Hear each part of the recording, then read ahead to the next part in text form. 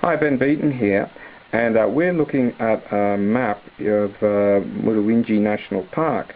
But first of all, I want to point out that Beeton came from Menindee. This is the Menindee Lakes, up through Mutawintji, and then Tibooburra. And we're going to be talking about Tibooburra at a later stage. But there's certainly elements of the landscape that have been named after people involved in the Beeton, the original expedition, such as here we can see. Mount Wright. Now Wright was sent as leader of the rescue party for Beeton, and also we can see up here Wright's Cave. And both of these formations exist within the Mutawintji area. Now I'm here with Barney, and Barney, are you able to tell us a little bit about perhaps the geology of these two sites, starting with Mount Wright? Yeah, Mutawintji is a very important area for geology. It's one of the few places in the far west where a lot of varied rock types stick up above the soil-covered plains. You can actually go in there and study the rocks.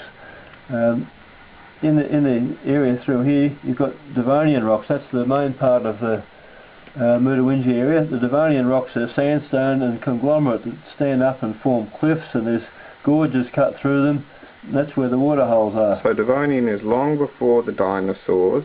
It's in something that we call Paleozoic, and it's the time which we see the evolution of lots of different kinds of fish, isn't it? And potentially the first amphibious creatures crawling onto land. That's right, and there's track marks in this area from an amphibian that crawled across the rocks when they were still wet sand. Wow. And there's also places where fish scales have been found. But these fish scales were quite large. These were armoured fish, and that they had different scales from the modern fish. But anyway, these things have been recognised in the sandstones up around Mutawintji. And where do we find Mount Wright? Mount Wright is out to the east. It's another outlying area of Devonian sandstone. Mount Wright is just here. It's quite a spectacular peak when you're out there.